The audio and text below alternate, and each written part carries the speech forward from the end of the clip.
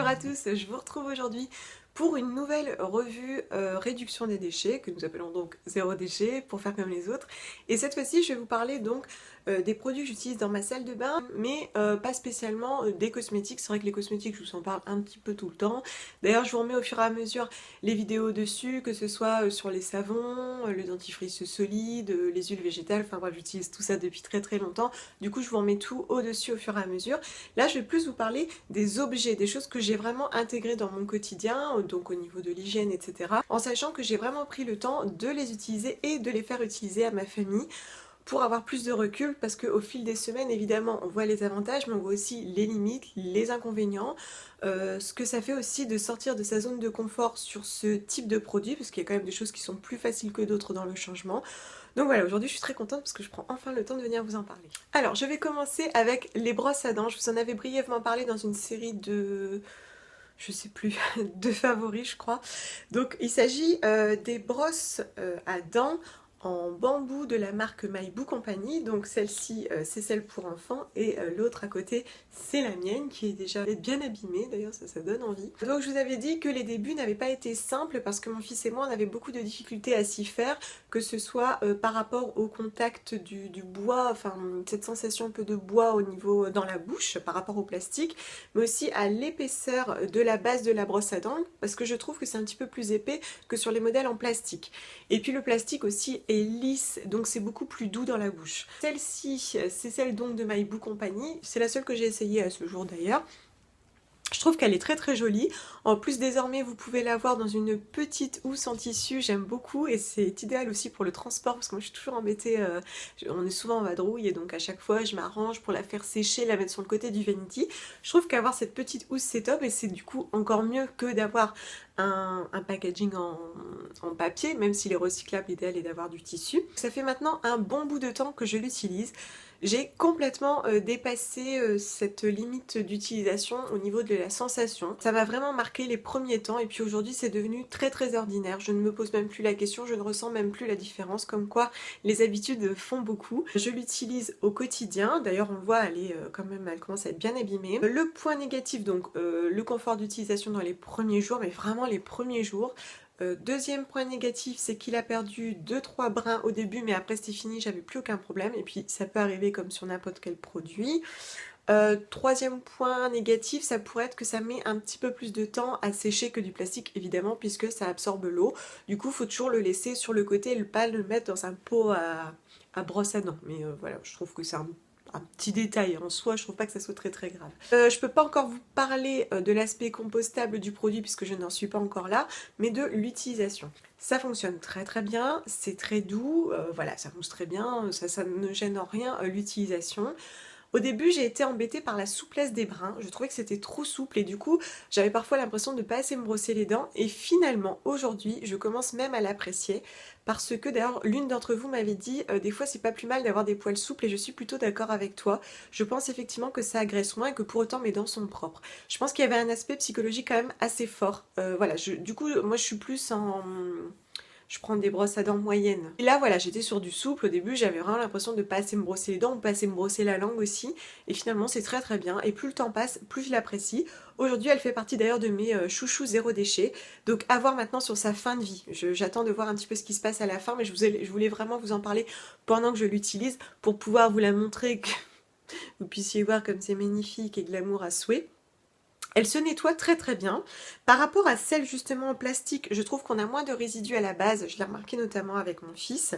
Bon là j'ai changé de dentifrice, donc c'est un qui contient du Nîmes. Du coup voilà, elle commence à se colorer. Hein.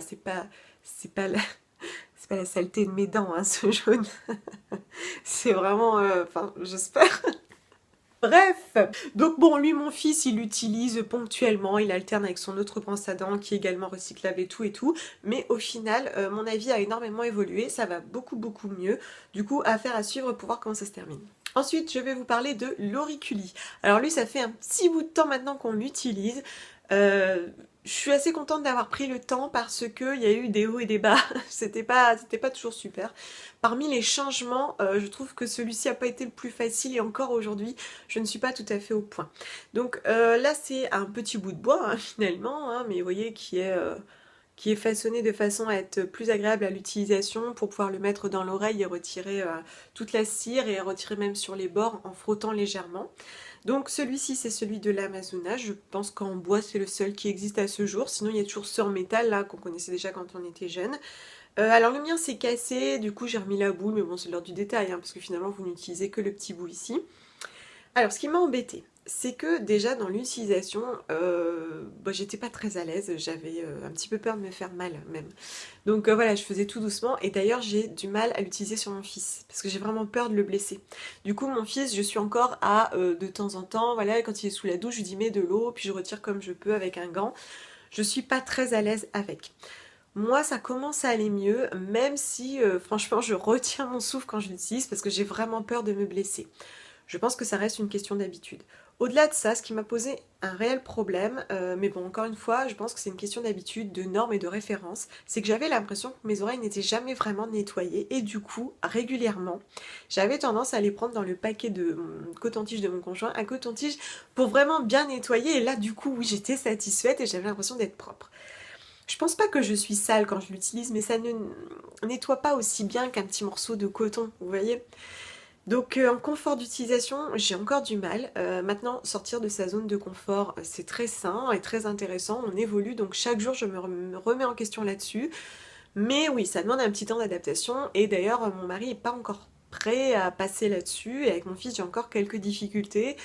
Mais voilà, c'est pas le bout du monde, on y arrive. Ensuite, on le rince sous l'eau. Et là, pour le coup, en revanche, c'est parfait. On le rince et ça s'en va très bien. Je vous montre que des trucs super sympas aujourd'hui. C'est donc propre. Voilà, je trouve que ça se rince vraiment très très facilement. Vous le passez tout de suite sous l'eau. Bon, le laissez pas sécher, quoi. Sympa cette revue. Le laissez pas sécher, rincez-le tout de suite. Et là, je trouve par contre qu'il n'y a absolument aucun problème. Voilà, ça ne pourrit pas, rien du tout. Ça tient très très bien. Je pense qu'on peut le conserver vraiment très très très longtemps. D'ailleurs, pour parler donc des cotons-tiges que j'utilise, j'ai acheté récemment ceux-ci chez les Sœurs Green. Donc, ils coûtent 54 centimes. Et en fait, ce sont des bâtonnets en bois avec du coton en bout. Alors voilà, c'est tout, hein, un coton-tige est un coton-tige, je l'entends bien, mais en plus il est entouré de plastique, donc voilà. Mais on n'est pas sur un bâtonnet en plastique. Du coup voilà, j'ai choisi de prendre ceci pour dire, et il existe aussi des bâtonnets écologiques que l'on trouve sur tous les sites green, voilà, tous les e-shops que l'on trouve sur internet. Voilà, ça peut permettre de faire la transition, d'alterner, notamment si l'ensemble de votre famille a du mal à faire le changement. Ensuite, ça va crescendo puisque je vais vous parler de protection lavable. Donc c'est pareil, j'ai mis un certain temps à vous en parler parce qu'il fallait que j'attende que la nature fasse son travail. J'ai donc testé celle-ci de Dans ma culotte, ce nom me fait toujours un petit peu sourire. Donc j'ai testé le protège-slip que j'ai donc soigneusement nettoyé avant de vous le présenter. Il m'a fallu aussi un petit temps parce que c'est pareil, il faut aussi sortir de sa zone de confort. Je pense que c'est le même constat pour la cup. Donc je vous en avais parlé il y a plusieurs années maintenant, je pense que c'était il y a 4 ans. Je vous avais dit que j'utilisais des protections natracaires qui sont non blanchies au chlore et donc plus écologiques, que j'utilise encore aujourd'hui. Et puis j'essaye tout doucement de passer donc au lavable. Alors, donc déjà elles sont très très jolies, ils utilisent plutôt des tissus assez fun, etc. Évidemment là on sort de sa zone de confort. Mais alors, déjà une chose que j'ai bien aimée, c'est que c'est très facile à mettre, très facile à clipser sous la culotte, enfin sous votre lingerie, n'est-ce pas? Ça se met très très bien et ça ne bouge pas, ça ne tourne pas, voilà, ça ne se déplace pas, c'est vraiment très très bien fait. Ça épouse bien le fond de la culotte. Donc voilà, je trouve qu'il est quand même assez pratique à poser, à mettre, c'est très très bien et il tient très bien toute la journée, enfin toute la journée, tout le temps. Il tient plutôt bien, en tout cas il reste en place toujours. Voilà, je trouve aussi qu'il se rince plutôt bien, donc à l'eau froide et juste à l'eau froide, hein, le sens est toujours à l'eau froide et ça fonctionne très très bien, il n'y a pas de taches, il est tout à fait propre. En plus j'avais une toute petite fuite et c'était très très bien parti sans aucun problème. La seule chose, bon là moi je suis sous un protège-slip, donc c'est très très fin, il n'y a pas de protection à l'intérieur, donc il faut quand même en changer régulièrement, mais on est vraiment là sur des petites pertes. Hein. Du coup il faut quand même en avoir sur soi. Donc en avoir dans son sac. Et si vous êtes en extérieur, du coup, il faut avoir une petite pochette pour mettre celle qui est sale. Moi, c'est là, j'ai du mal, quoi. J'ai du mal. Et puis après, vous rentrez, faut les faire tremper dans l'eau froide dans un coin un peu discret où vos enfants, votre mari, vos amis, vos colocs n'iront pas. Voilà, c'est tout ça qui est un peu délicat. Pour autant, ça n'est pas insurmontable.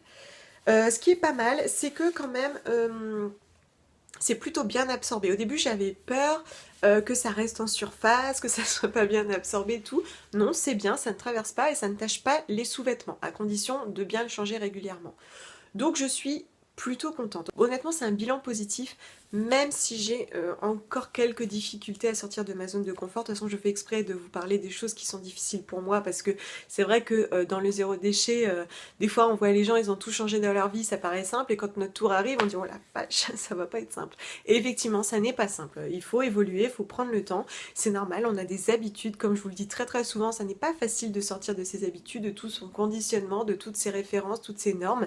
Là voilà, ça demande un petit travail d'adaptation, et à chaque fois que c'est difficile, moi je me satisfais de me dire tu fais l'effort et tu essayes.